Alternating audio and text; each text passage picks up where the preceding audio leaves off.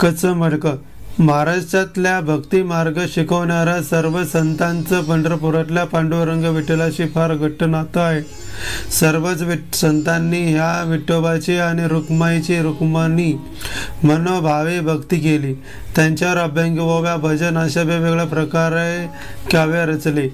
धर्म हा रूढी, परंपरा, जातीभेद, अस्पृश्यता, कर्मकांड, रीती यांच्या बंदित झाला होता. सामान्य लोक देवाला पारखे होत होते. या विठोबाने मात्र कुठलाही भेद न पाहता आपल्या भक्तांचे लाड केले, त्यांच्या इच्छा पूर्ण केल्या, त्यांच्या घरातल्या सदस्य होऊन राहिला. त्यामुळे सर्व संतांनी आणि भक्तांनी विठोबावर अपार प्रेम केले. त्यांचे दर्शन घ्यायला त्यांना पुन्हा पुन्हा जावे वाटायचे. दर्शन व्हावे, पुन्हा पुन्हा विठ्ठलाची भेट व्हावी, त्या निमित्ताने इतर भक्तांचा संतांचा सुवास लाभावा म्हणूनच दरवर्षाची वारी सुरू झाली. वारकरी संप्रदायातले आद्य आणि संत ज्ञानेश्वर आणि त्यांचे भावंडे अर्थातच विठ्ठलांचे भक्त होते. त्यांच्याच काळात संत नामदेव, संत गोरा कुंभार, संत चोका मेळा असे इतरही संत होऊन गेले. संत नामदेव हे तर लहानपणापासून विठ्ठलांचे परम भक्त होते. त्यांनी दाखवलेला नैवेद्य खायला स्वतः विठ्ठल यावे लागायचे, त्याशिवाय ते जेवायचे नाहीत. त्यांनी सुद्धा असंख्य अभंग आणि भजने लिहिली होती. ते विठ्ठलांचे इतके मनापासून आणि प्रेमाने कीर्तन करत की साक्षात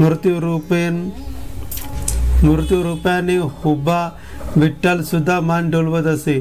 त्यांच्या कीर्तनाचा आनंद घ्यायला नृत्यनाथ, ज्ञानेश्वर, सोपान आणि मुक्ताबाई गेले. मन लावून कीर्तन ऐकले. कीर्तनानंतर ते नामदेवांना भेटायला गेले. नृत्यनाथ, ज्ञानेश्वर, सोपान सर्वांनी त्यांना एक एक करत नमस्कार केला. त्यांनी मात्र परंतु नमस्कार केला नाही. विठ्ठलाशी त्यांची जी जवळीक झाली होती त्यामुळे त्यांच्या मनात थोडा अहंकार उत्पन्न झाला होता. आपणच विठ्ठलाचे सर्वात मोठे भक्त आहोत, तेव्हा दुसऱ्या संतांनी आपला आदर करावाच, पण आपण दुसऱ्या संतांचा आदर देण्याची काय गरज, अशी काही त्यांची भावना होती. मुक्ताबाईंनी हे ओळखले आणि त्यांना नमस्कार केला नाही. ती म्हणाली, नामदेवाचं ज्ञान अर्धवट आहे, त्यांना नमस्कार करण्याची गरज नाही. हे ऐकून तिचे भाव तर चमकलेच, पण नामदेव सुद्धा व्यथित झाले. त्यांच्यात वाद झाला. संत गोरा कुमार या सर्वांचा वरिष्ठ होते. ते सर्वजण निवाडा करायला त्यांच्याकडे गेले. गोरा कुंभारांनी त्या सर्वांच्या डोक्याला हात लावून बडके तपासल्यासारखे तपासले.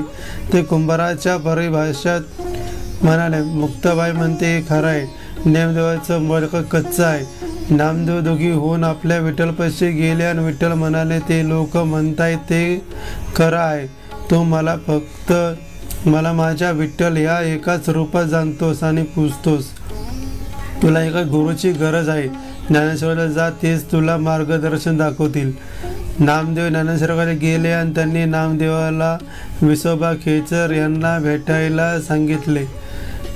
हे तेच विसोबा खेचर जे आधी ज्ञानेश्वर आणि त्यांच्या कुटुंबाचा मस्तर करत होते, पण ज्ञानेश्वरांची पाठीवर मारे भाजण्याची लीला पाहून त्यांचे भक्त झाले होते. त्यांनी नामदेवाला शिष्य करून उपदेश केला आणि नामदेवाचं ज्ञान पूर्ण केले.